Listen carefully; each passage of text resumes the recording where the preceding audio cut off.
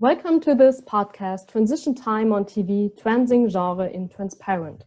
I'm very happy that you're listening to us and that I have the chance to talk to Eli Hashimiyakani on the Amazon series Transparent today. When I started preparing this podcast, I thought it could be a useful approach to simply sketch my ideas in a mind map, beginning with Maura, who is presumably the central transitioning character. I realized that there was so much more in Transparent. Numerous dimensions of temporality, transitions, and non-transitions. Where the queer in all this is quite obvious, Eric Thorne writes in his Eponormous article that Transparent is the most Jewish show. Not only does Transparent thus intersect queer and Jewish temporalities, but it also tells the story of an average American family, a TV family, that is however not straight at all. Maura, the former patriarch Mort, comes out to her children as trans in the very first episode. Her daughter Sarah leaves her husband Lan to be with her college girlfriend Tammy before getting back together in an open relationship with Lan. The younger daughter Ali is constantly questioning her gender and sexual identity until she discovers her non-binary identity and changes their name to Ari. And Josh, the son, seems to be the straight guy who appears to have his very own issues after experiencing a toxic relationship as an adolescent with the older Rita, with whom he has a son named Colton, who lives in a Pentecostal Christian family. What is more, Transparent exposes straight and queer temporalities.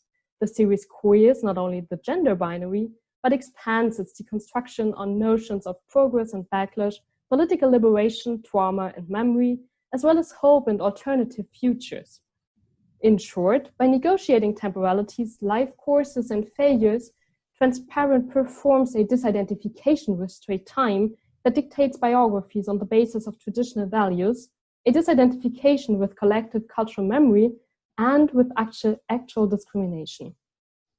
In this podcast, we will explore the manifold temporalities and their exposure in the 2014 to 2019 series Transparent, which at the time was the most successful original show produced by Amazon Studios, and which won, among others, the Golden Globe Award in the category Best TV Comedy. That being said, we will of course also address problematic parts of the show, for instance, the whiteness of the series, the privileges on which Maura can rely while transitioning, and some stereotypes that remain present in the series. For all these topics, I'm very happy to introduce Eli Hashimiyakani to you, who will share some of her thoughts and insights with us. Eli Hashimiyakani is Professor of English and American Literature and Culture with a focus on post-colonial studies at the Department of English and American Studies at Humboldt-Universität zu Berlin. She worked extensively on topics in the field of queer, post-colonial, and intersectional studies, for example, in the monograph The Privilege of Crisis, Narratives of Masculinities in Colonial and Post-Colonial Literature, Photography, and Film.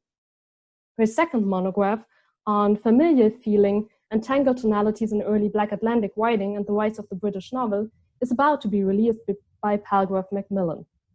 Also, and most interesting in this context, she co-edited a special issue of the European Journal of English Studies on Representing Trans, which has just been published.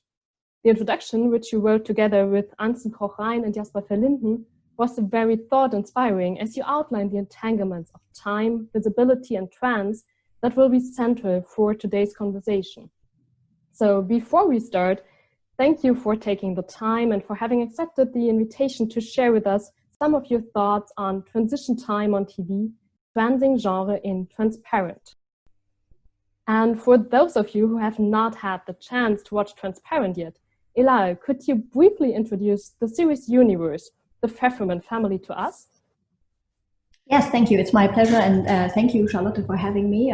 So I'm going to try and talk a little bit about Transparent as a sort of, as you mentioned, series universe. So as the title Transparent suggests, the show addresses trans parenthood, but also family life in more general terms at a time when patchwork families increasingly become the statistical norm, and queer families also gain more visibility. However, Transparent, I think, is not necessarily just about queer family life. It is also the story of how a superficially heteronormative family, consisting of aging parents and grown-up children, deals with the transition of a parent later in life and what this means then for everyone's self-understanding within this family structure.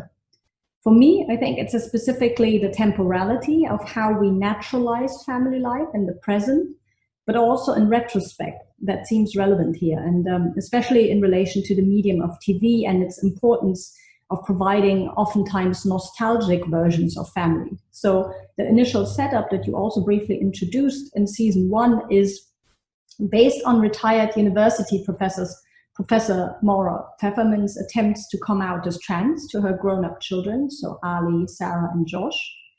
The show is set in contemporary Los Angeles, but intertwines several timelines that shed light on different regimes of visibility of trans people. In the first season, this is achieved mostly via flashbacks to 1994. The second season, in turn, uses Weimar Berlin and Magnus Hirschfeld to establish the storyline of Maura's trans ancestor Gittel. And in this way, I think, is also interlinking the suffering of the Jewish family in response to the Shoah with an attempt to establish a longer intergenerational understanding of both trauma and gender variance. And I think this is explored very differently and interestingly for the individual family members throughout the seasons. And those seasons themselves change also quite a bit in tone and genre. And so I hope that maybe some of those ideas will provide enough context for listeners who are not yet familiar with the show. And again, there are many changes, and so I don't think it's quite possible to provide a comprehensive summary. But I guess we will just touch on some of those storylines in more detail as we go along. So I think we should also probably note for those who have not watched the show yet that the podcast will obviously include some spoilers of the plot. Yeah, thank you. That's an important note indeed. And after this first introduction to the series, I think it would be good to start off with some thoughts on the title you gave to this podcast. Transition Time on TV, Transing Genre in Transparent. I assume that you allude to Susan Stryker's notion of transing that she develops drawing on the term of queering. In their introduction to a 2008 special issue of the Women's Studies Quarterly, Susan Stryker, Paisley Couray, and Lisa Jean Moore defined transing as a practice of assembling gender with other markers of bodily being, as a way of protecting bodies from normalization, and as a pathway toward liberation. Following their argument, I understand that the practice of transing is a way to transgress binaries, to create new, unexpected associations, and to deconstruct evidence. To my eyes, this is a deeply queer activity. This may, however, be because of my perspective, which is personally and scholarly queer. So could you elaborate on how you understand transing and how it is different from the practice of queering? Yeah, sure. So I think there have always been very fruitful overlaps between what we now call queer theory and trans studies. But as you already quoted Susan Stryker, I also think it is important to highlight specificities of trans scholars' insistence on trans epistemologies that cannot simply be subsumed under the heading queer. And Stryker talked about this in her, I think now quite famous piece in GLQ on transgender studies as queer theory's evil twin. So trans studies, for obvious reasons, is often more concerned with the lived reality of gendered embodiment. And there's tension around the at times uncritical ways in which queer studies that focuses more on sexuality initially often referred to trans people as simply the most spectacular form of demonstrating the performativity of gender. And sometimes there was also a conflation between trans and drag. So there is also, I believe, a less pronounced interest in notions of anti-sociality as radicalness in trans studies, which is very prominent in the so-called antisocial turn in queer theory. I would think that much of this has to do with the still extremely vulnerable and precarious position of trans folks. So rather than glorify notions of deviance, we see a greater need to discuss, for instance, trans resilience and survival. Some, I think, would also try to highlight a stronger affiliation of trans studies with the social sciences and queer theory with the humanities. But I feel that this debate does not really do justice to the inherent transdisciplinarity of both fields, so I wouldn't actually kind of follow this logic. as someone who, like you, academically has a strong connection to queer theory and also personally identifies with the term queer as well, I do feel it is important not to overemphasize rifts here between trans and queer. And I think there are many, many ways in which both these projects can and should also be understood as affiliated. And, I feel like this is something that in my academic and personal life is in fact shaped very strongly by many entanglements between those two spheres.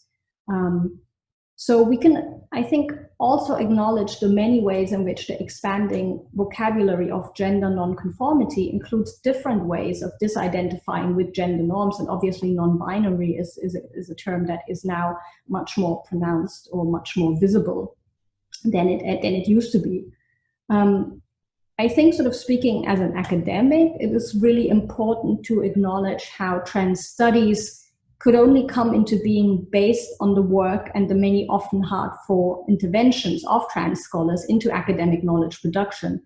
And that is especially by scholars of color. And I'm going to try and reference some work that I find really inspiring today. And I believe that we will also have these references in the show notes online for those of you who are interested in reading up on those references. So maybe just this much as a sort of way of saying that, yes, there's sort of queering and transing are aligned, but I also would emphasize that transing comes out of a very specific academic and activist tradition of trans studies as well.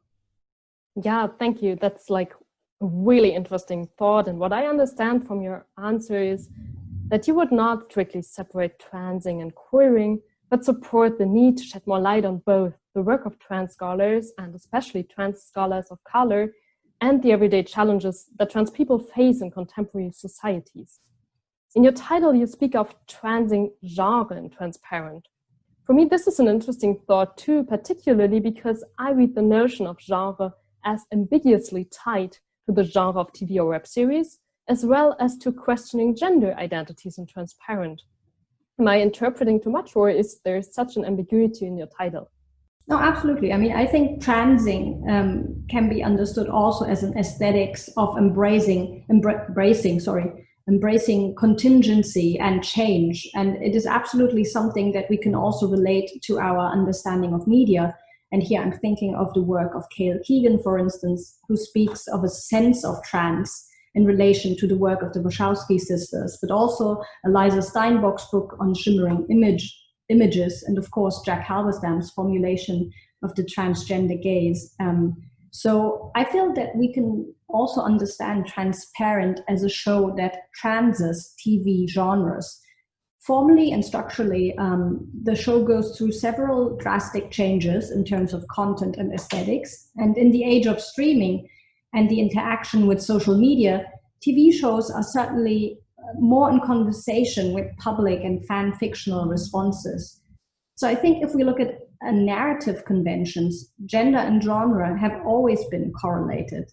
So I guess we could say that telling trans stories well, to do justice to the ways trans lives work, also requires different scripts and different ways of seeing the world. And that will always have an influence on genre as well.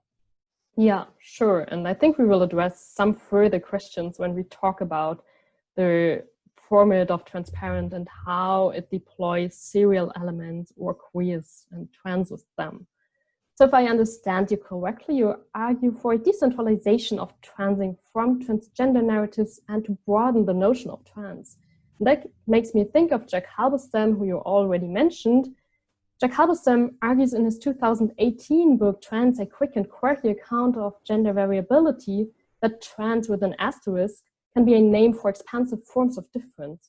With this argument, Halberstam does not only broaden the definition of trans, but also limits the validity of categories such as gender identities. Thus, he addresses an important aspect of social temporalities and brings up the concept of modes of being, originally coined by José Esteban Muñoz, who famously worked on queer disidentifications. I know that you also deployed both concepts and are inspired by Muñoz's work, Elahe. Could you share some thoughts on trans with an asterisk, modes of being, and disidentification? Yeah, sure. So my interest in modes of being and disidentification is, as you mentioned, very strongly linked to Jose Munoz's writing and the beautiful ways in which he described ephemeral artistic practices and the limitations of the notion of identification with positive images, especially for queers of color. So disidentification describes the ways in which marginalized subjects relate so complicatedly to hegemonic cultural codes. And I guess this is a mode that seems to also capture my own ambivalent infatuation with mainstream television. So sort of, again, as I said, I'm quite inspired by those ideas. And I've worked collaboratively with Gabriele Dietze and Beatrice Michaelis in several papers where we have contemplated how one could bring together queer theory's insistence on instability of subjectification, right? And this is also something that the transing idea would tie into, but link those ideas with an intersectional awareness of social inequalities. So for us, we sort of borrowed this formulation of modes of being from Munoz as a fruitful way to frame this, to describe the ways in which people are gendered and racialized and addressed according to different power relations, but to understand these processes as contingent and historically, and of course also geopolitically situated. And, as someone who works in post-colonial literary criticism, I will always emphasize the value of narratives in this context, right? So the way we name and understand ourselves in the world is not bound to stable categories, but also shifting positionality. And again, this is not to say that, or to dismiss this notion of identity or the necessity of identity politics, but for me, on the contrary, to expand the viability and differently embodied ways of being in the world. So I guess for me, the narrative construction of identity is not separate at all from materiality or sort of translates simply into a naive sort of postmodern notion of anything goes that is then also easily dismissed. And if we look at the way in which the conversations around trans representation have changed, even just in the past 5 to 10 years, then I think this is quite phenomenal.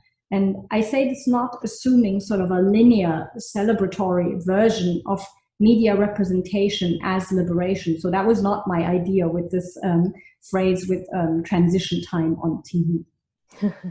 Thank you for clarifying. And I think we will be coming back to those questions of intersectionality, of social injustice later in this podcast. And yeah, that will be important.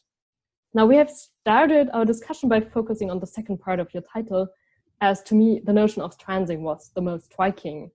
Let's now turn to the first part of your title, Transition Time on TV. Could you explain what you mean by transition time? Yeah, sure. So with this idea of transition time, I wanted to describe the changes that we see in now widely noted, more complex and more visible representations of trans characters on TV, who are no longer confined to the stereotypical depictions as predatory psychopaths or pitiful victims.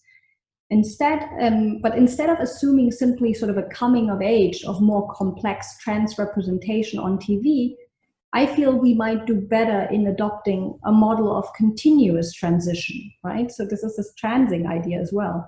So thus, paradoxically, I would actually want to see less trans representation that fetishizes bodily transition, but simply includes a variety of trans lives simply as a given. And I think Transparent in this sense is really quite interesting because it's a show that sits between this older and newer logic of representing trans, I think. So to be clear, transition time does not end in a stable endpoint. Rather, I think then understanding trans as a journey from A to B, I feel we are learning to understand all gender expressions as continuous practices. And again, this does not dismiss materiality or the wish to live a certain kind of gender expression at all. But I think in this understanding, it's also helpful to maybe sort of hark back again to what I said earlier. I would also like to stress that this increase in visibility is not simply sort of the arrival of positive image representation, right? That is sort of, and again, I would also add here that this is first and foremost the result of the long struggles of transmedia producers, right? So it's not simply something that arrives naturally. It is always the result of struggles. And I think listeners who are interested in a more historical overview could also have a look at the just recently released Netflix documentary Disclosure, directed by Sam Feder, to see how these shifts affected trans actors and media producers like Laverne Cox, Alexandra Billings, or Lily Wachowski, and many, many more. So again, I think we have positive changes, but these positive changes don't just happen overnight. They don't just happen naturally. They're sort of hard fought for. And again, I also don't think we should sort of fall into sort of a linear and teleological idea of now we have arrived at sort of a liberated version of how trans people are represented. I think within these discussions, I think already in the, I would say maybe last 5 years, it has become less and less acceptable, for instance, for cis actors to be cast as trans. And, you know, but this is not also, it's not a finished conversation. So these debates also keep coming up. And I think this is interesting because this problem in some ways has also tainted transparent status as sort of the initially lauded most radical form of trans representation, when it is now contrasted to shows like Pose, which, you know, we can't talk about today, but which we briefly discussed in the mentioned introduction to the Edges special issue, to just, again, unashamedly, again, advertise this work with my colleagues Ensign Kochlein and Jasper Berlin. So I think with regard to transparent, the real life political context has in some ways actually overtaken the politics of representation, or shows us in how far sort of TV and sort of the responses to representation are really quite intertwined. Even sort of within seasons, the filmmakers can react to certain shifts.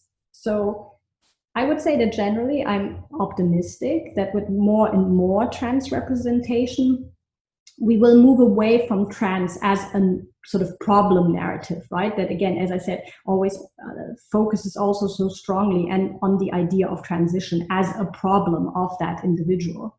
So we could think of, for instance, a politician right now, a trans actor, Theo Germain, and whose character is also trans, but he's not talked about that in those terms at all, but he's simply present as a trans person in the series universe. So I think this is quite interesting and something that we will hopefully also see more of.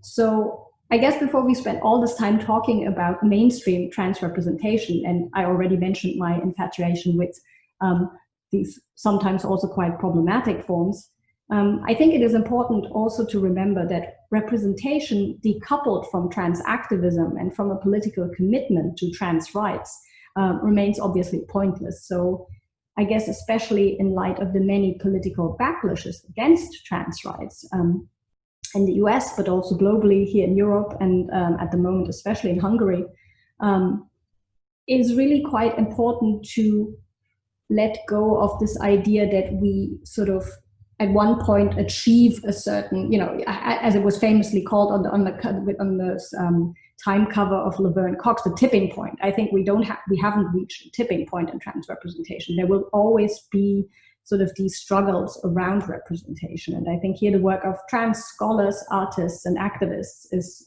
absolute key for us to, to expand our knowledge. And I would really recommend that anyone who's interested in trans representation also educate themselves in this regard. So obviously there's so much more that on trans representation than Amazon and Netflix. And so, yeah, so we could also spend hours on what the representation on these corporate platforms means. But again, I've also talked a bit about, as I said, my complicated infatuation with mainstream, which I do think is, it is, while it's not the only sphere, it is nevertheless an important one, and also a powerful one, which, for instance, a lot of, young people tune into as their sort of first contact maybe with representations of trans representation or gender variants. So, I will always continue to watch these shows, and I'm also always very happy to discuss them.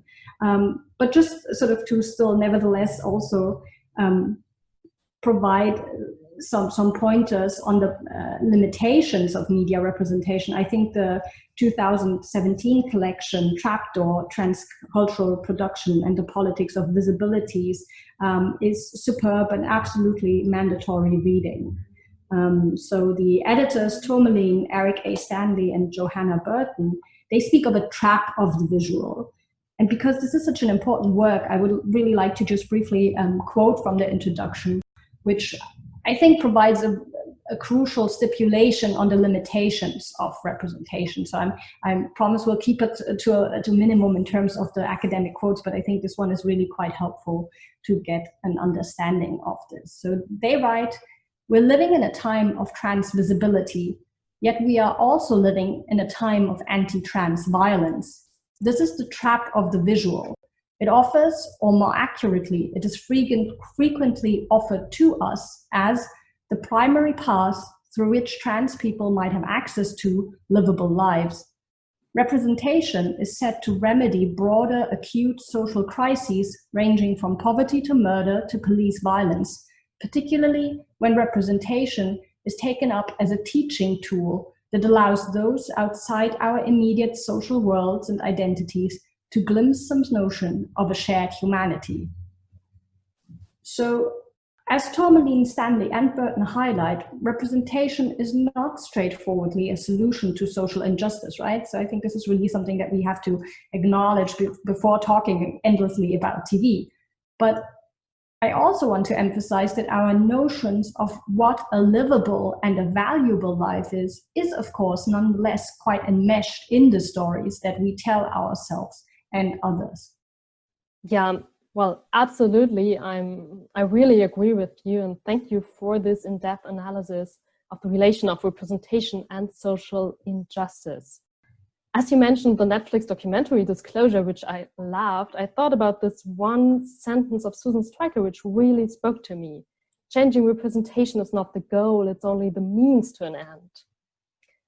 I think that sentence is like really true, but still stories of transition can be an important mean allowing for change to happen. And Transparent tells not only one story of transition, but several. As I mentioned in the beginning, when I started watching the series, I thought of this one important transition of Mara and supposed that the whole series would be concerned with her personal development. That is not the case. I see many protagonists transitioning in different ways and addressing different dimensions that can be transgressed. I'm thinking of Mara, of course, but also of her daughter Sarah, her wife or ex-wife Shally, and to my mind, the most interesting case of Ali, who transitions to Ari later in the 4th season. So on the one hand, there's a diversity of different transitions. On the other hand, I also see some non-transitions, speaking of some stable aspects that are not always designed in an inclusive way. For example, there are the privileges that the performers have, especially when it comes to class and race, as some critics have already noted, but for me also important concerning the dimension of ability. Before we finally start disentangling all these temporalities and transitions, what do you think of both the diverse transitions and the criticism regarding classism and racism, and how do they influence your work on Transparent? Yeah, absolutely. I mean, I think while we are, as viewers, initially lured into focusing on maybe the familiar idea of one person transitioning within a straight family, all family members explore gender and sexuality in different ways. And I think here again, temporality is also interesting, right? So if we sort of return briefly to the initial setup, for son Josh, music is central, right? So significantly, I think with the series playing in sort of in a contemporary setting, significantly he's not involved in, let's say, internet or startup culture, but he's sort of the, I don't know, stereotypical hipster music producer, and he keeps harking back to 1970s records and his parental home sort of as a place of sentimental yearning. And I think that this familiar locality of the sort of feel-good TV version of family life in the house is connected to privilege in the show, which at the same time is also, of course, complicated in the family's persecution in Nazi Germany. So for the financially well-off Jewish family, religious ritual sometimes figures as a sign of nostalgia, of familial belonging, but is increasingly also earnestly explored by the children as a traumatic past. And I think here sort of sexuality and Jewishness are really quite interrelated in the show. I think we're also going to talk more about this. So, for instance, the youngest daughter, Ali, or later Ari, blames their parents for their lenience because they allowed her to cancel her bat mitzvah in youthful rebellion. And this storyline is also told as another flashback to the 90s. And so it's interesting. I mean, she now considers this lack of rootedness in religious tradition as part of her inability to settle for a partner or career. And Josh, too, I guess, seems drawn to the Rabbi Reckel out of similar motifs. So I think this is sort of, again, we can understand these storylines, I guess, also linked to this larger idea of transitioning. Ali, as you mentioned, who's initially the tomboy of the family, once published a successful children's book, has at the beginning of the show not really an idea what to do with her life, and returns then eventually to college at Maura's expense, right? So there is always this, a lot of these things that are in flux are also related to the ability that, to the financial ability to do this. So not only her religious and professional life seems in a phase of constant transition, the audience also follows her various sexual adventures, right? So these initially focus on men, for instance, when she wants to have a sex with her dominant African-American personal trainer, Derek, and his equally fit roommate, Mike. And I think here you also mentioned the quite problematic, maybe framings of whiteness in this context. So we also see, and this threesome goes horribly wrong when Ali, who's still high on drugs, asks the men to engage in physical intimacy with each other, right? So I think it's this is always this kind of trial and error. And I think this possibility to engage in these things, this is, I think, something that is quite inherently privileged. So as part of her return to university and foray into academic feminism, Ali also meets then a trans man who's called Dale and is played by comedian Ian Harvey. In the show then, especially at the beginning, I think, it's often the uninformed perspective of the Pfeffermints on other characters that is both privileged and at the same time often also challenged, because they're also shown to us in their cluelessness, right? So it's kind of a double-edged sword here. So we can think of another example when she has a a brief attempt at in an equally doomed relationship with her bisexual best friend Sid. Ali is then in preparation for the date with the trans man Dale, she is initiated into the tricks of high femme performance and receives a feminine makeover by her in preparation for this date. And I think in instances like these, for instance, feminist, for instance, is quite problematically, I feel, reduced to a sexy costume that she learns about and then puts on. And the date with Dale too is doomed to fail. With there was quite a bit of controversy surrounding a dildo that falls to the ground before it can even be put to use. And I think this has been scrutinized by people like Jack Halberstam on the blog Bully Bloggers, or Kayla Keegan in The Advocate, and then you also find a response by actor Harvey. So I think, for me, I'm not always so invested in this question of a positive or successful representation or the failure to provide that. I think what is interesting here is that the entire date, for instance, is revealed as Ali's deluded fantasy of hyper-virile trans masculinity, right? So this whole episode of the date, we initially see this all through Ali's perspective, but then later on we realize that the macho bachelor pad that we see is actually quite a pretty normal apartment. Dale himself does not, in fact, boss her around, but quite politely offers her tea. So I guess it's it's a difficult line here in many instances in Transparent, where the series seems invested in challenging cliches, and that is cliches of supposedly, I would say, straight family life and queer subculture.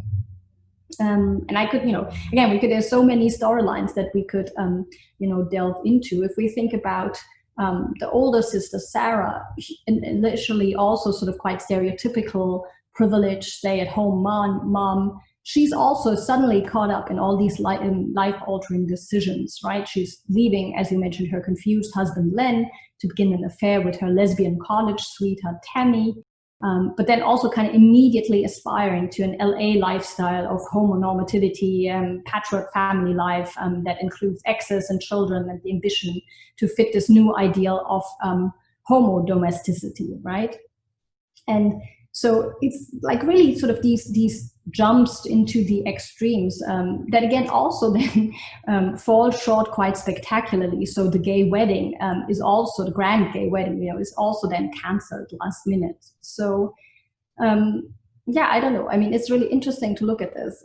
So Sarah, as I've mentioned, who, first we might think is quite sort of the straightest of the children, is the first one who's actually quite comfortable in using female pronouns and the moniker sort of Mopper for Maura. She also partakes in the discovery of different aspects of her sexuality in the show. This includes an exploration of BDSM, but also then an eventual return to an open relationship with her husband and their involvement with a younger woman as a throuple. So it's really sort of, there's a lot of boxes that tend to be ticked in all of these storylines. And then maybe finally just to also mention the Pfefferman mother, Shelley. I think she's really sort of, if we're thinking about transition and the way that the show is developed, in many ways taking over Maura's role as the central character, I guess, within the sort of family framework. And I'm happy we'll probably say more about this in relation to the later seasons. But I think it's really interesting to have an actor like Judith Light, who's well known to earlier TV audiences as the star of the family sitcom Who's the Boss, which was also quite popular in Germany and which I, of course, watched growing up. And I think so it's really quite interesting that she so far hasn't really received any accolades for her role, and I'm actually guessing that this might change in response to the finale that puts her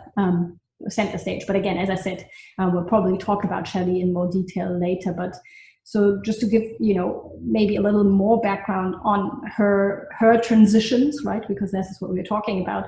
Shelley loses her second husband early in the show, so they're, Maura and Shelley are already divorced, as you said. But this sort of her sort of normal lifestyle, with the second husband, again changes drastically when he passes away, and she looks back at missed opportunities and decides to follow her aspirations of creative self-fulfillment in acting. And so I guess what all these storylines demonstrate is an increasing interest in a sort of general, I would say, feminist agenda, as well as exploration of Jewish heritage that moves away from being a show just about a parent's transition and the character of Moira, right? And so I think here, of course, the seriality of TV is important, whereas the transition of one character might make a good sort of feature film, because it's very often this linear idea of someone transitioning from one gender to another. I do think that TV temporality can situate such a narrative arc in a more complex and web of different storylines. So I think this relates to what you were saying about the different storylines. And I think I just called Maura Moira. It's of course Maura. I think that's like no big problem in this podcast. There is like a real complex web of different storylines, and it's a pity that we don't have more time to entangle them, to disentangle them, to talk about them. But I would like to turn to another aspect of our analysis. As you already mentioned, there is this topic of feminist and Jewish agenda of the show.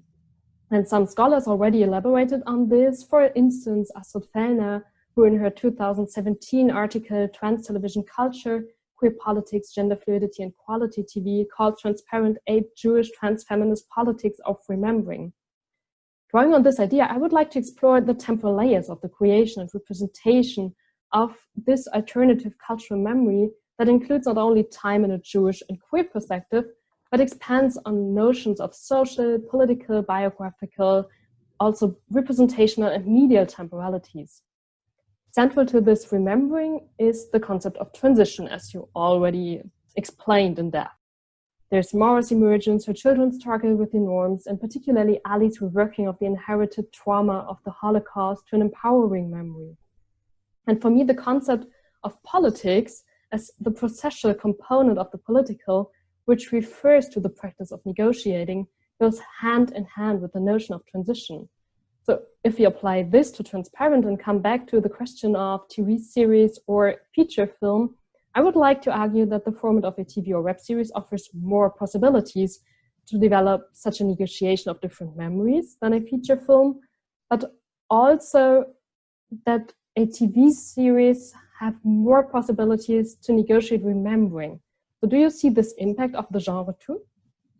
Yeah, I mean, against this backdrop and taking up Jack Halberstam's call to embrace the queer art of failure, rather than, fall prey to the, as I've mentioned, and often quite neoliberal promise of progressive inclusion, I think this is quite helpful to move away from this idea of a celebration of a more mature and stable form of sort of realistic depictions of trans lives on US television.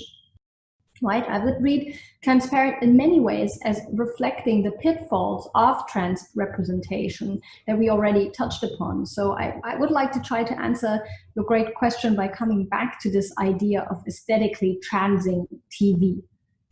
Specifically of the often, conservative traditional sitcom genre here. So for me, this is linked, as I said, to the tonal and generic shifts in the show. And I think these are quite apparent in the use of temporality. So, and before I maybe say more about this, I think we can also link these structural changes in the show to a certain degree, at least, to the sort of steep learning curve of the outspoken showrunner Joel Soloway. So I guess sort of if we're talking about TV, we also see that the showrunner becomes a sort of a personality who is increasingly also stepping sort of into the limelight. So in the series itself develops a memory and a sort of a meta reflection of trans representation. And again, I'm happy to say more about this with regard to the family sitcom and the last season later on. But I think the show really has coincided with and reacted to criticism, online activism, and of course, Me Too. And I think this becomes obvious in relation to the big question of casting cis actors in trans roles, and questions of what a safe working environment looks like. And I think, so for those who do not follow the sort of award seasons as closely as I usually do, it's really quite important, as I mentioned, to see how the limelight has shifted a little bit in response also to the stars of the character, but also the actors, the stars of the show, right? So in response to the first two seasons, Mora actor Jeffrey Tambor, who's a cis man, received high praise. And in 2015 and 16, Tambor was awarded the Emmy for Best Actor in a Comedy Series and Soloway for Direction. In 2016, Tambor also received the Golden Globe for his performance, and the show additionally received the prize for Best TV show, so comedy in the category Comedy or Musical. Then in 2017, Jeffrey Tambor faced allegations of sexual misconduct on the set by two trans women, his former assistant Van Barnes and Trace Lizette, an actress on the series. So, while I think it's quite important that as TV scholars, we obviously need to engage with the TV narratives of representing trans, all these sort of surrounding elements of the production are also quite crucial, and we should also take those seriously because they, of course, affect the material day-to-day effects of making trans lives possible. Development, and this is a development that the show and its altered production and hiring policies reflected, both in their radical step of letting go of their central star before the final season, and earlier in embracing sort of a trans inclusivity, or as Soloway called it, transformative hiring policies on all levels of the production, in front and behind the cameras. So increasingly more and more trans people were also included in different roles in the show. So I think trans representation in this way is, of course, something that then needs to change in front and behind the cameras, right? So this is, I think, really quite crucial here. Yeah, absolutely. And in front of the camera, on the level of narrative, I think the combination of Jewish and trans feminist or queer history is an interesting one.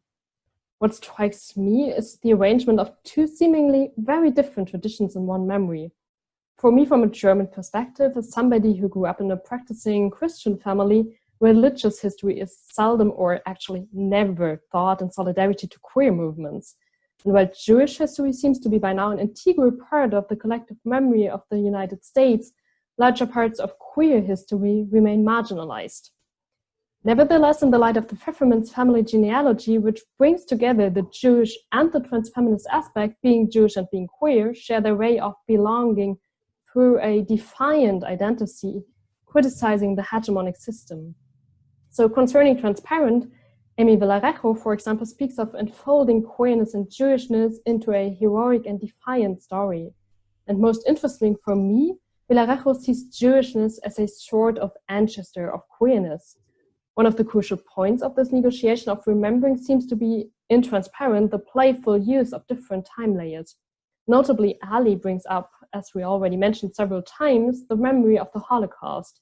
In the second season, she herself speaks of inherited trauma. She includes these topics in her studies, and she transgresses the limits of time when she imagines herself into 1933 Berlin. Linda Hess describes this travel through times as a simultaneity of past and present, where the past haunts the present. I think that's a quite familiar thought for people interested in queer theory, as several queer theorists have deployed the notion of the past haunting the present, drawing, for example, on Walter Benjamin's Angel of History, that turns his face to the ruins of the past while being moved to the present unwillingly by a storm that recalled progress. Interestingly, Ari not only engages with the past, but also with current debates. For example, around the term of intersectionality and around the conflicted question of Israel-Palestine. To me, to associate her journey to Israel with her discovering of her non-binary identity appears as a quite surprising parallel. Yeah, I agree. I mean, the ways in which temporality, Jewishness, and gender nonconformity are related is really intriguing, but also not uncomplicated, right? So on the one hand, I do think, as I said, that the show develops its own memory and self-reflexiveness, and its creators and viewers learn different vocabularies of gender variance as they go along. And parallel to the ways in which Jewishness and queerness are interrelated in the past in Germany. And I don't think this is something that, hasn't been done before. This is, quite often Jewishness was also othered in relation to sexualized markers, right? So this is, I think, something for people who, do sort of cultural studies, that is quite a familiar way of how processes of othering work. And you also mentioned that the show delves into the question of Palestine-Israel as an entangled history. But then also, as you said, puts this into conversation with gender non-binariness, with the journey to Israel that is depicted in season 4, where the whole family travels to Israel. So, I'm by no means sort of an expert on this. And I think for those of you who are interested in the question of Israel-Palestine from a queer perspective, I think the work by Gil Hochberg is helpful. But what I would say is that I'm personally always a little bit weary to use such overly metaphoric representations of transness in relation to political conflict. And I'm also thinking about films like The Crying Game or Breakfast on Pluto that talk about the Northern Ireland conflict in specific ways, employing sort of imagery of transness as something that stands in for a political conflict, right? So I think in the context of Transparent, overlaying probably one of the most urgent and disputed political conflicts of our times with a very personal story of transition, for me, that was actually a sort of a weakness where, this kind of personal as political becomes also enshrined in a sort of small version of family TV. Again, I mean, my expectations are obviously not that a TV show can offer sort of meaningful political solutions here. And I think for us as non-Jewish viewers based in Germany, that would also be an absurd assumption. But it's of course a fine line then between, on the one hand, showing a critical perspective on Israeli occupation. And I think it's really important that this is happening from a distinctly, and increasingly practicing Jewish perspective in the show. And a certain degree of sort of self-indulgence in the many tropes of self-discovery and consciousness raising that sort of plagued the whole show, I guess. So this notion of queer temporality as an exploration of the past, of course, is also very intertwined once more with financial privilege of being able to explore all these things is possible for Ali Ari, because they have access to their parents' money, something that then again I feel is somewhat sort of magically reconciled when Maura's house is given to the trans community, who are, I guess, often faced with more pressing issues of survival in the present. But again, I mean, this is not at all to dismiss an interest in queer temporalities of the past. And I think some of the ways in which the show, tries to do this are quite intriguing. Yeah, absolutely. So another aspect more on the level of temporalities of a lifetime, the performance resistance to living a normative heterosexual life, which we mentioned for the different protagonists, makes me think of concepts such as Elizabeth Freeman's chromonormativity. Maura's late transition is particularly interesting when it comes to the questions of age and ageism on TV, especially in trans narratives. Could you explain us further how the show manages its transing of straight time in the depiction of Maura, and what changes if the trans protagonist is, like Maura, not young anymore? Yeah, so in the temporal setup of the first season, the audience gets to know bits of Maura's past told as flashbacks to when she was still living as a man and was part of a community of predominantly heterosexual cross-dressing men who came together at annual summer camps. So here, if we think about temporality, this clearly denotes their feminine gender performance as constricted to specific spaces, and more importantly, as temporarily limited. The arrival of hormones, and I think this is why it's important to have sort of these flashbacks to the 90s as one important maybe turning point in trans representation, in the scene that Maura is initially part of, is considered a taboo, and Maura does not dare break this at this point in time. So we're looking back with her from the vantage point of her contemporary family, and the viewer is maybe also invited to scrutinize whether it might now somehow be too late at nearly 70 for such a radical new beginning. I think the 90s in generally appear as a moment of missed opportunity and are visually presented in sort of utilizing these markers of nostalgia. So I think 90s are really quite big right now on TV in general. And I think in Transparent, this works quite effectively via the sort of home video aesthetics of the title sequence that I really like a lot. So, in many ways, life appears easier before the internet and smartphones. And, this again, I feel is sort of ambivalent. On the one hand, Maura also later confesses that it is the advent of the internet and the opportunity to research and see trans life represented online that eventually influenced her decision to come out as trans, right? So on the one hand, we would say the 90s had to be overcome, and it is only within the sort of 2000s when sort of online media made trans lives more accessible and more visible than maybe in these camp, sort of summer camp meetings that she takes part of. At the same time, in 1994, one call from the phone booth at the camp is enough to deceive the unsuspecting family at home.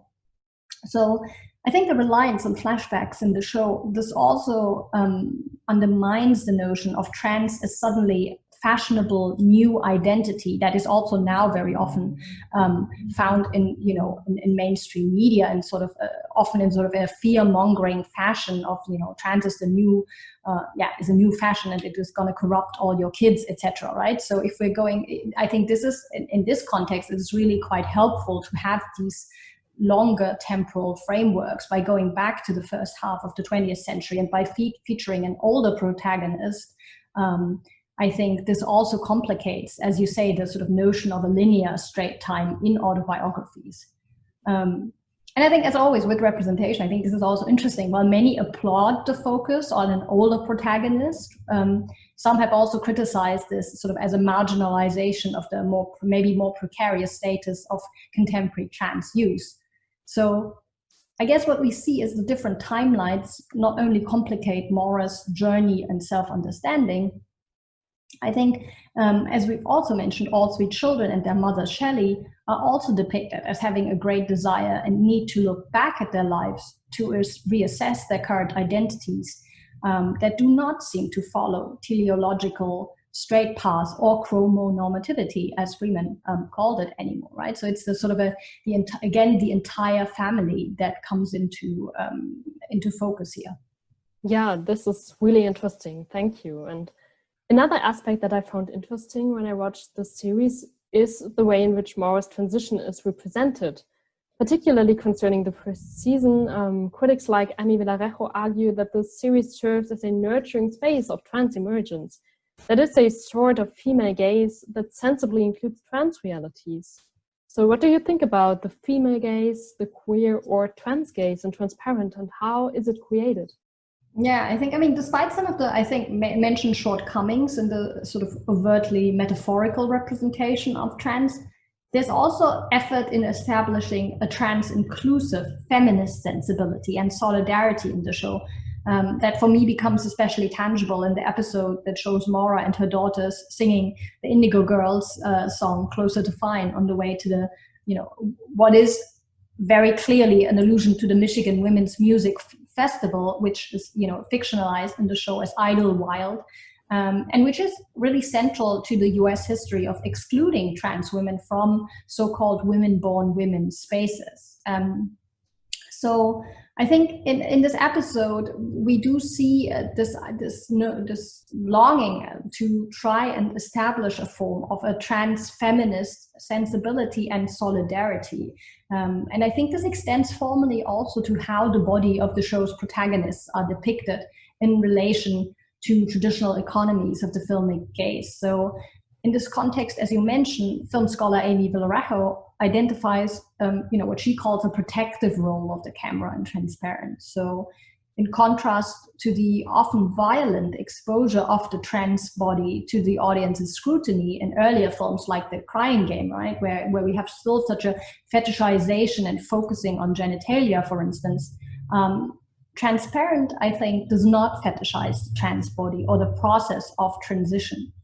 In fact, I think in the course of its seasons, the show even disrupts a linear conception of transition from male to female. So Maura is informed that hormones might damage her health and that surgery is actually no longer an option for her given her age and health status.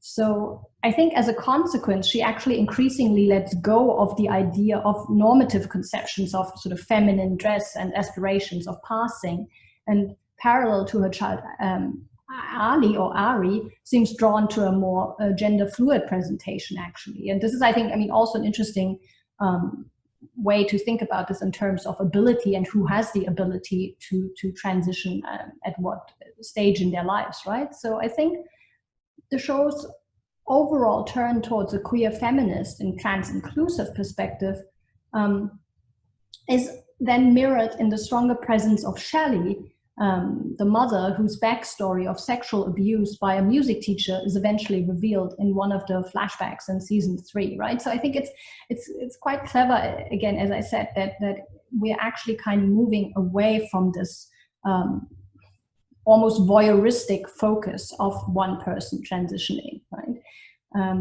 Shelley, to talk a little bit about her, finally manages to draw attention also to herself and demand recognition from her self-centered ex-partner and family. And I think here, if we're thinking about temporality and nostalgia, once more music is used quite well and quite centrally as an effective tool. This is something that happens throughout the show, right? Also with it's also a Jesus Christ Superstar reference in other seasons that works really well. In the season finale, I think it's season 3, Shelley conquers the stage of a cruise ship in which she took the family And she performs the song Hand in My Pocket, one of the hits of 1990s trauma rock queen and temporary guardian, agony aunt, I want to add, Alanis Morissette. And I think someone who actually did go to her concerts in the 90s, I think I want to really just encourage everyone to listen to the original song and then rewatch the episode. And I think this is really one of my favorite moments in the show because it's this, I think here the camera is really used to provide space for sort of a female vulnerability, but also an exchange of glances between Shelley and her family, especially between Shelley and Maura, as a way of maybe also reconciling in some ways. So Jessica Ford, for instance, describes this as an emotional rather than production-based spectacle. And she deems this characteristic of a specific low-key, mundane aesthetics of what she calls women's indie television, and with shows like Girls, but also Transparent as examples that she uses. So I think here again, TV we do see sort of a kind of a feminist aesthetics on TV, and these shows depart from the more spectacular and often very male-centric cinematization of quality TV, right? That at the sort of turn of the century, think Sopranos, Breaking Bad, right? These shows were, of course, first seen as those shows that made TV into a much more, appreciated and more valued medium, right? With this term quality TV gaining greater relevance. I think if we're looking at shows like Transparent, these are certainly more indebted to sort of a feminist indie cinema spirit, as Ford describes it, right? So I think this is so very clearly the show has this kind of feminist aesthetics. I'm not sure I agree entirely how Villarejo sees or how this might contribute what one could call a trans gaze in Transparent. And I would sort of link my unease or critique in the show back to how Ali and Josh both have these episodes where they engage quite problematically with trans characters. So the date with Dale that I've mentioned. And I think this is then afterwards always critically reflected in the show, right? And so in some ways we can say it is self-reflexive, it is admirable, but also very often I feel it gives a lot of space to someone who's schooled by trans people, right? And I think this is something that already now feels quite dated. And here I think we're actually going to see more representations that take the self-determination of trans characters for granted instead of having to claim it time and again. Yeah, thank you for this analysis. And as we already promised this quite often times, before coming to a conclusion, I would like to address one more topic, the transing of genre of the TV series in Transparent. On the one hand, there are some characteristics of a classical TV series.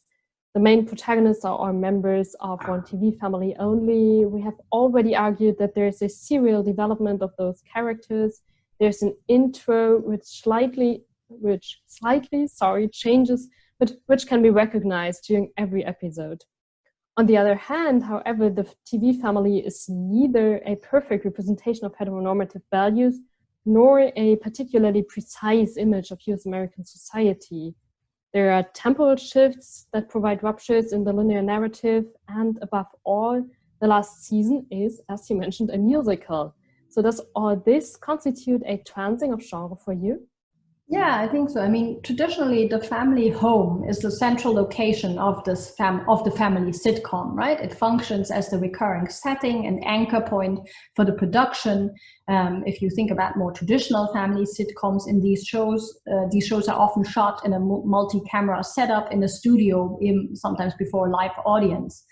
In Transparent, which incorporates many outdoor shots. The fancy family villa, I think, is really sort of taking up this role, but it's also up for grabs from the very beginning. The aging Maura wants to eventually sell the house and moves into a smaller place in a trans-friendly apartment complex. And her new friend from the LA LGBT Center, Davina, who's played by Alexandra Billings, who's also in Disclosure that we mentioned earlier, educates her about the challenges of her new life and lowers Maura's expectations of her future family life, right? So she cautions fairly at the beginning, in 5 years, you're going to look back, look up, and not one of your family members is still going to be there, not one, right? And I think this is really interesting, of course, the kind of reflectiveness of how this transing of the family might play out in the show. It is exactly this fatalistic assumption that transition must equal the loss of family life that Transparent challenges, right? So the first season, for instance, ends at the place that is so central for the depiction of family life, the joint meal at the dinner table. And in this season, this brings another revelation.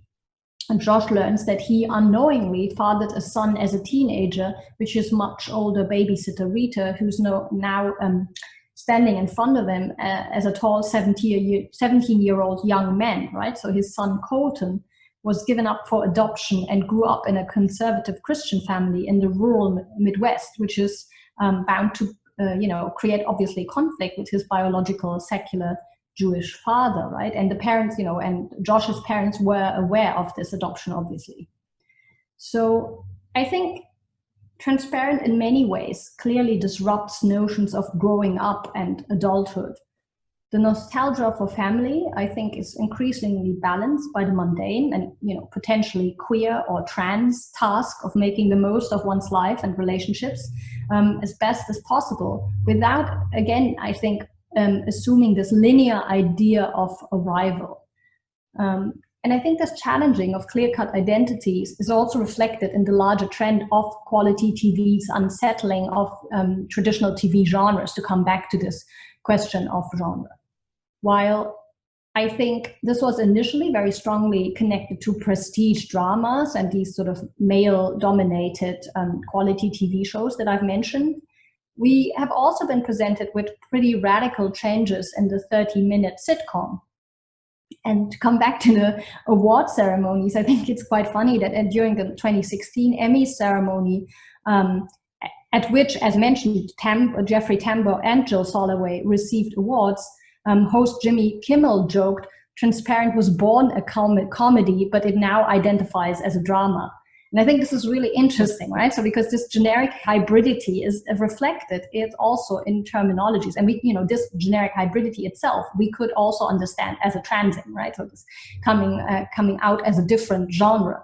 And it is also reflected, of course, in terminologies like sadcom or traumedy to describe sort of much more idiosyncratic focuses on how in this show the kind of competing familial hurt that seems to dominate many of the plot lines, such as Transparent, do not really closely fit these labels of, comedy or drama, but which still, of course, organize the ways in which TV shows are, marketed, awarded, etc.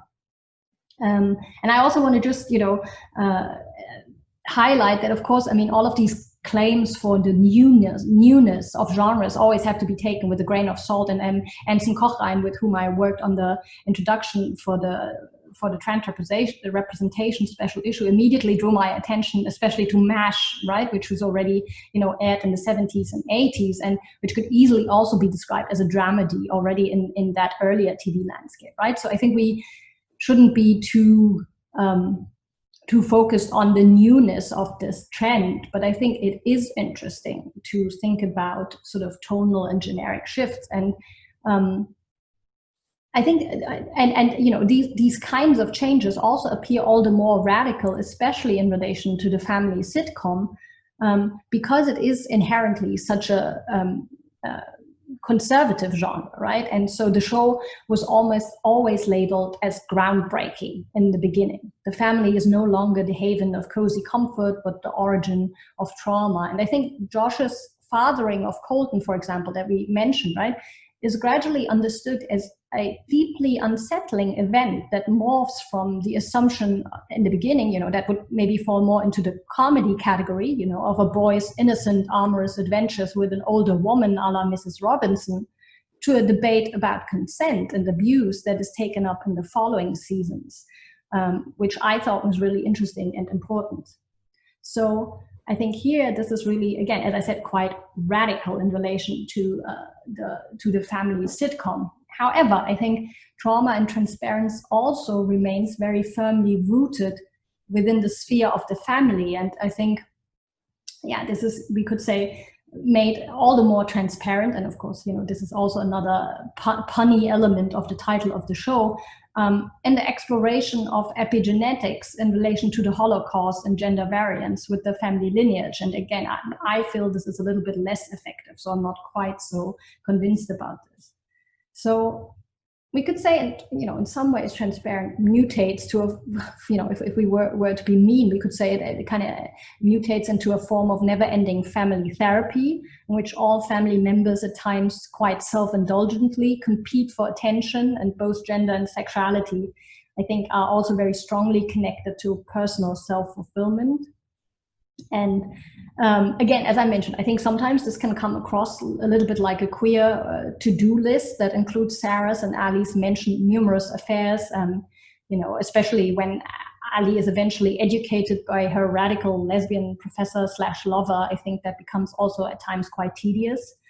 And I think, you know, again, we see this with all of the characters. So Josh, in turn, also continues to fail both as a father to Colton and as a partner to Raquel. And he also, as I think briefly mentioned, shortly flirts with a young trans woman who's played by Trace Lizette on the show. So I think part of the problem is here that the central characters often do not come across as likable or sympathetic. And, you know, this is, again, not very atypical of the satcom, sorry. But I think there's also bits of this where sort of this very privileged naivete of the Pfeffermans at times can also become, you know, almost unintentionally comical.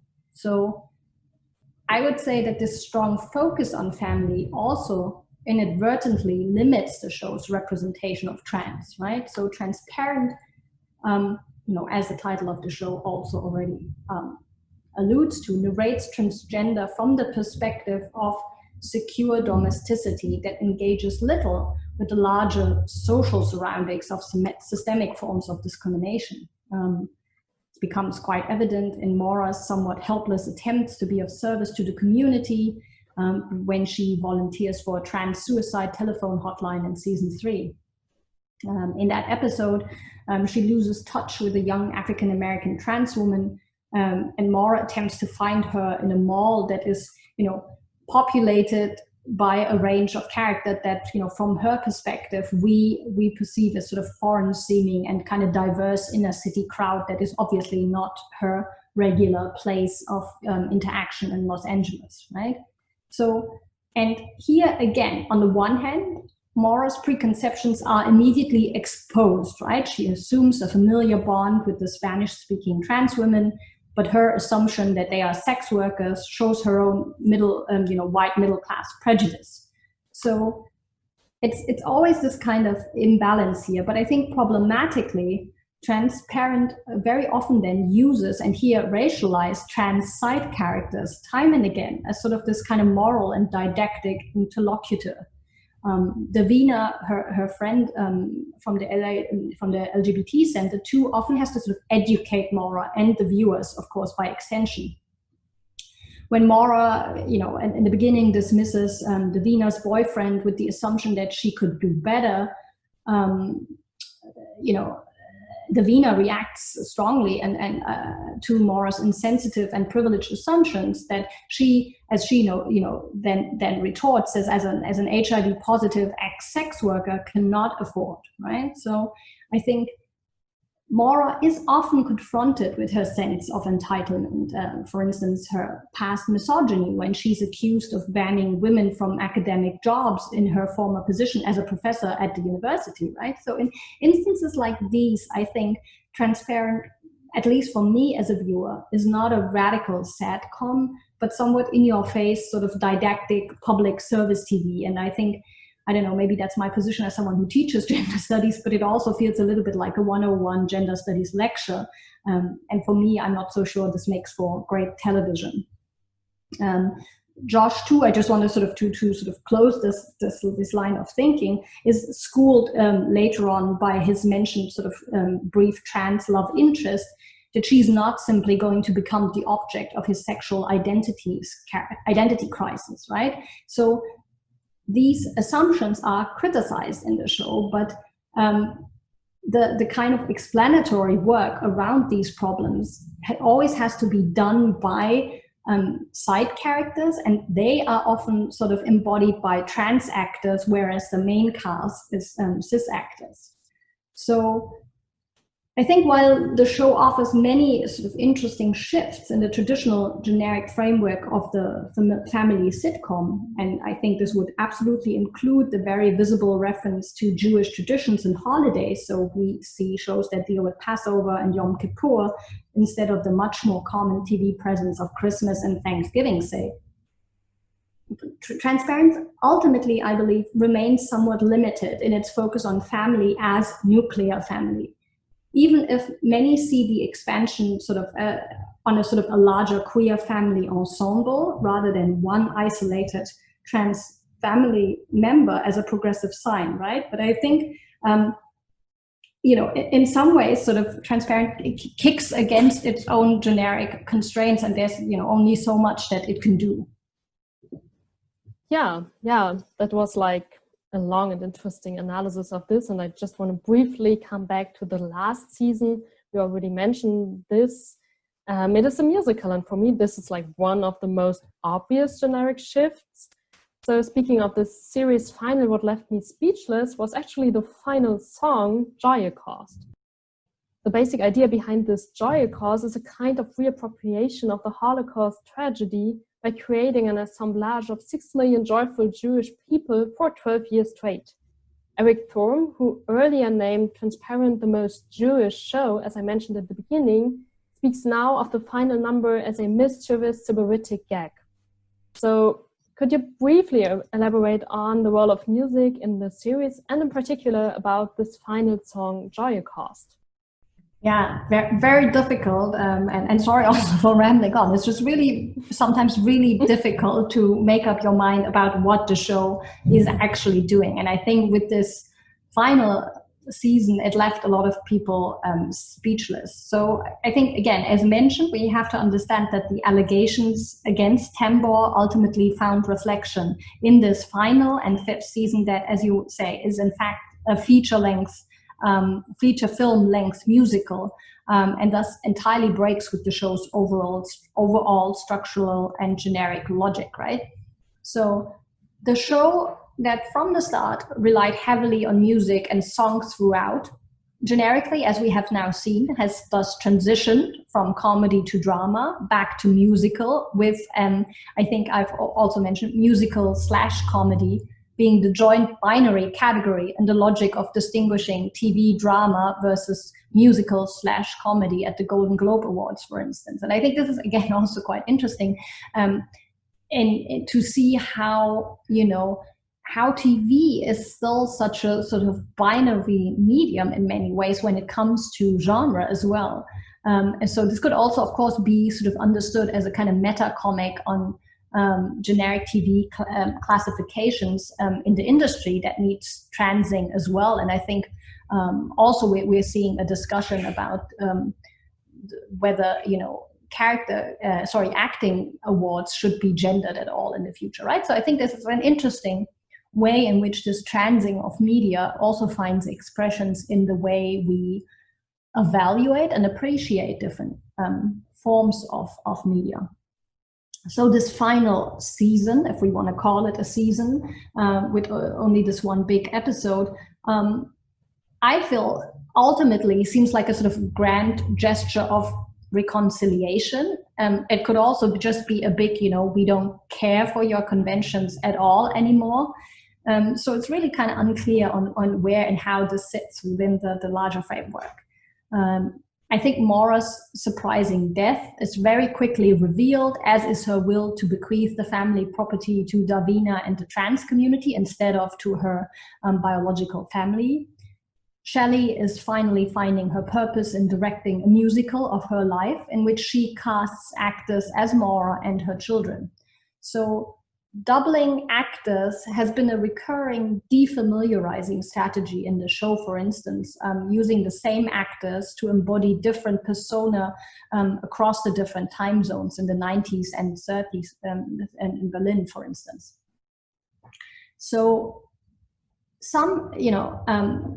now in this final season, some of the central characters, and this includes, of course, the departed Mora, / the actor Tambo, are doubled by trans and gender non-conforming actors. And this we could read as self-reflexively trying to amend maybe the greatest criticism and flaw of the show that we also talked about, and that is the casting of a cis actor in the central role. And whether this is, successful or even meant as a truly reparative gesture, I think that is really sort of up for debate. What this finale definitely accomplishes in any case is encourage us to question the overall usefulness of realism in representing trans on TV. And I think this is, for me, the most interesting aspect. Transparent ends its familial search for identity and overcoming of trauma in a song, right? So the closing number, as you mentioned, provocatively named Joyocaust, calls for a radical politics of joyfulness that defies accepted norms and rules. It presents an expansive version of familial and religious belonging. And so I guess this resort to the musical form, this can be read as a transing or queering of form that departs even more radically from the confines of the family sit or satcom. Violence and trauma are both addressed in a tonality that I think, despite or even, because of it at times cringy moments of breaking into song, right? Which is, of course, quite, it's almost like taking the inherent cringiness of the show and giving it the right genre to begin with. So it kind of resists the confines of realism, and it instead uses TV as an escapist tool, that celebrates trans visibility and resilience. And here also connected, of course, to Jewish resilience, and it offers hope. And, and this is hope sometimes against all odds. So I guess to come to a close, I think in light of the harsh violence and also political backlash that we currently witness, these sort of stories of trans survival might actually be more valuable than ever. Yeah, I absolutely agree with you. And I think this is a beautiful sentence to end our podcast, even if I'm sure that there are many more aspects to discuss in the series. Unfortunately, I think it's now time to wrap up our conversation and to come to a conclusion. So what has become clear to me in this podcast is that there are transitionings happening behind and in front of the camera. And I think for this, representation in films and series is an important issue.